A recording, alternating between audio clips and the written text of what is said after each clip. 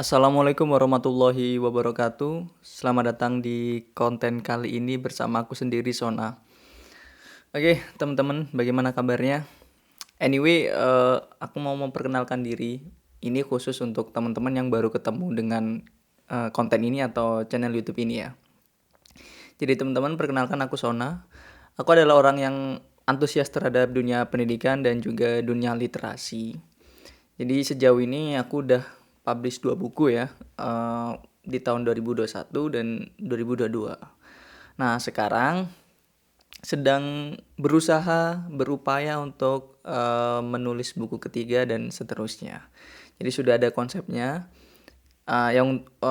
buku ketiga dan 4. Untuk buku ketiga udah proses ditulis gitu. Sementara buku keempat masih ya pematangan konsep lagi lah, seperti itu.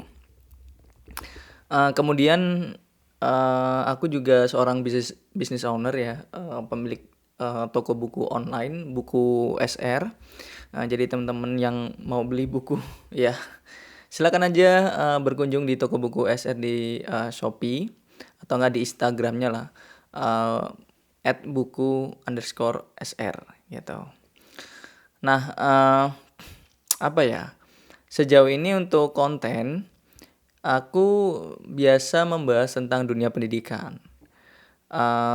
Kemudian juga dunia literasi, apapun terkait isu yang ada di pendidikan dan juga literasi ya, aku bahas. Dan sesekali juga membahas terkait isu yang ada di masyarakat, seperti itu. Di luar dari pendidikan dan literasi ya, tapi sedikit jarang lah yang kental itu pendidikan dan juga literasi, khususnya di literasi sih, akhir-akhir ini seperti itu.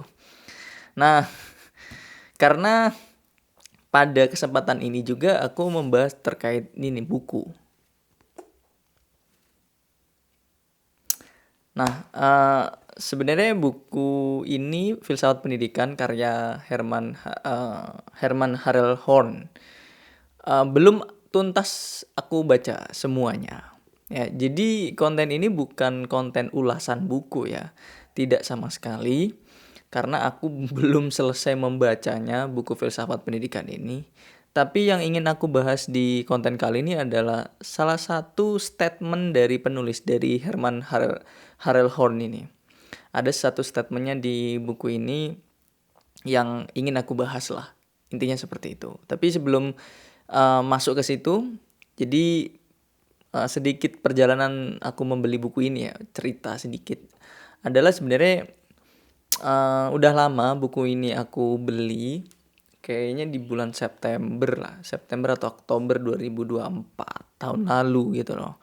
Setelah aku pulang dari Australia lah intinya gitu. Karena aku ingin bercengkrama lagi dengan dunia filsafat khususnya di konteks pendidikan. Seperti itu, makanya aku beli buku ini. Tapi emang belum aku baca dan baru aku baca akhir-akhir ini, baru setengahnya lah gitu. Baru ada kesempatan lah ya untuk membaca karena apa ya, TBR-ku banyak banget lah istilahnya gitu. To be read-ku banyak banget. Ada buku-buku yang mesti aku harus selesaikan lah gitu loh. Intinya sih seperti itu ya.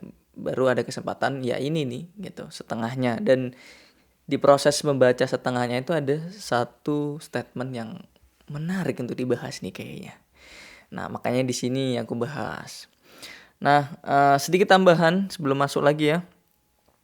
Jadi ini terbitan dari Indoliterasi. Ya, Indoliterasi. Sebenarnya buku ini bagus, cuma gini maksudnya yang mesti dibenahi lah adalah terjemahannya sih. Karena sedikit kaku menurutku pribadi, sedikit kaku, nggak luas banget penyampaiannya gitu loh. Menurutku sih karya aslinya juga bagus ya, cuma karena mungkin terjemahannya sangat bagus bahkan. Tapi karena memang mungkin ada keterbatasan suatu hal sehingga terjemahannya juga menurutku kurang kurang kurang fleksibel atau kurang luas ya, masih cenderung kaku seperti itu. Itu sih. Tapi so far aku nangkep maknanya. Nah, di buku ini ya, Filsafat Pendidikan ini, Herman Harelhorn ini menyampaikan gitu loh suatu pernyataan. Kurang lebih pernyataannya seperti ini ya. adalah mengajar agama di dunia pendidikan. Syaratnya adalah pengajar harus memiliki sifat religius. Nah, itu statement atau pernyataan dari si penulis, dan menurutku ini menarik untuk dibahas, ya kan? Karena apa? Aku punya kecenderungan apa ya? Sebenarnya bukan sesuatu yang berbeda, cuma aku ingin menambahi saja. Maksudnya untuk mengajar agama di dunia pendidikan, kan dibilang syaratnya gurunya ini atau pengajarnya harus punya sifat religius. Aku pribadi mengatakan tidak cukup religius gitu loh. Ya religius itu sangat make sense buat aku, emang harus. Karena kalau pengajar agama ini nggak religius, ya gimana dia bisa menyampaikan nilai-nilai agama gitu loh.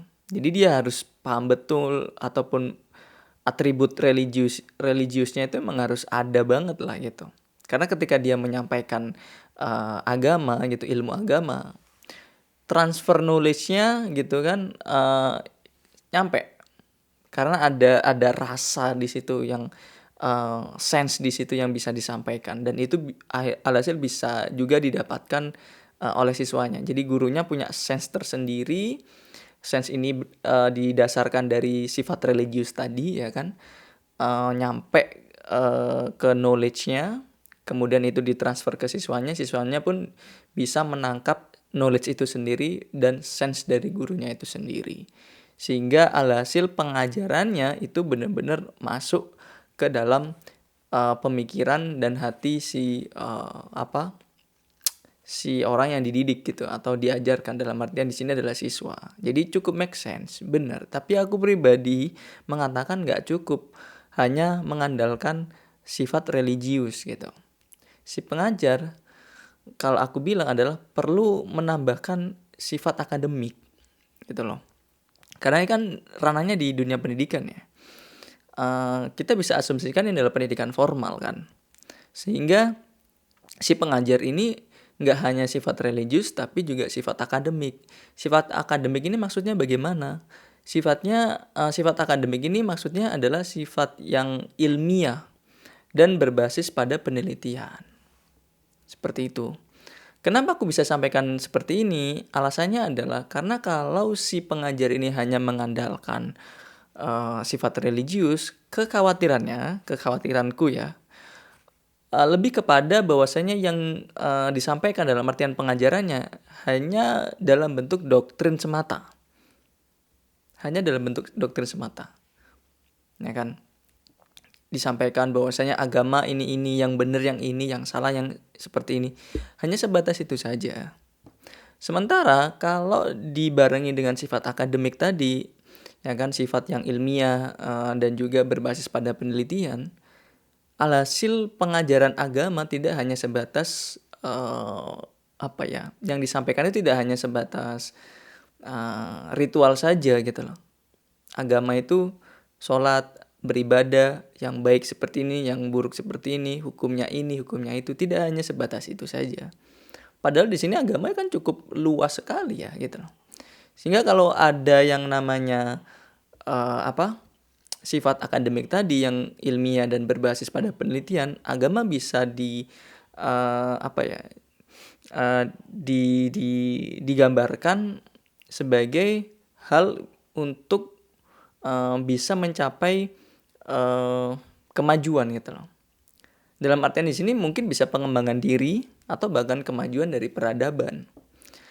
Kita lihat dari orang-orang terdahulu atau tokoh-tokoh Islam terdahulu ya, seperti Ibnu Sina ataupun seperti Al-Haytham. Ibnu Sina sendiri bergerak di bidang agama dan juga kesehatan juga kan, terkenalnya emang di dunia kesehatan gitu loh. Terus Al-Haytham sendiri sebagai penemu alat optik gitu kan. Beliau juga concern di astronomi seperti itu. Jadi agama ini tidak hanya ritual tadi yang aku bilang, tapi ilmu pengetahuan lain juga bisa nyampe di situ gitu loh. Jadi si siswa ini alhasil memandang agama itu tidak hanya sebagai ritual tapi sebagai alat atau apa ya, sebagai wadah untuk bisa mengembangkan dirinya, potensi dirinya gitu kan, atau bahkan bisa memajukan suatu peradaban. Of course dengan sudut pandang sains gitu loh. Nah kan teknologi dan seterusnya. Bahwasanya oh aku sebagai manusia harus apa ya, mahir di bidang ini. Aku concern di bidang ini, aku harus baik di bidang ini gitu kan, expert di bidang ini, dan kalau aku expert aku bisa memajukan ataupun membantu banyak orang lewat pengetahuan yang aku miliki atau lewat apa ya, bidang-bidang yang aku kuasai. Bisa dipandang seperti itu. Jadi nggak hanya oke, memang harus ritual gitu. Tapi apakah ritual saja agama itu? Kan tidak gitu loh. Nah kan, jadi misalnya skillnya adalah menulis gitu loh. Dia harus beribadah dengan baik dan juga harus menjadi penulis yang baik. Kemudian tulisannya bisa menginspirasi banyak orang gitu. Bahkan bisa menuliskan narasi-narasi yang luar biasa gitu. Sehingga bisa memajukan kebudayaan, literasi dan seterusnya dari suatu peradaban tersebut. Ya kan. Jadi itu yang aku maksud. Jadi statement dari Herman Harelhorn ini make sense banget bahwasanya untuk mengajarkan agama ya syaratnya harus religius gitu si pengajarnya ya. Tapi tidak cukup hanya dengan religius menurutku. Ditambah dengan sifat akademik. Nah, karena itu akan mendorong sudut pandang yang jauh lebih luas lagi. Si siswa akan melihat segala sesuatunya yang diajarkan itu apa ya? Tidak hanya satu kotak saja tapi begitu banyak kotak yang bisa dia lihat. Itu. Nah, menariknya adalah setelah aku pahami juga statement dari beliau ini atau penulis itu adalah bahwasanya apa yang dia sampaikan adalah tidak hanya sebatas dari konteks mengajarkan agama ya gitu. Tapi juga mengajarkan ilmu pengetahuan lain yang memang sifatnya dibutuhkan oleh masyarakat secara luas. Seperti itu. Jadi menurutku itu yang bisa aku sampaikan. Sifat-sifat dalam konteks mengajar memang harus kita miliki, tapi tidak hanya satu sifat saja tapi lebih banyak sifat, ya kan, itu akan jauh lebih baik menurutku.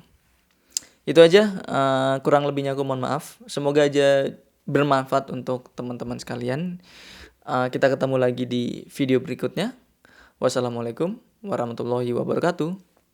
Bye.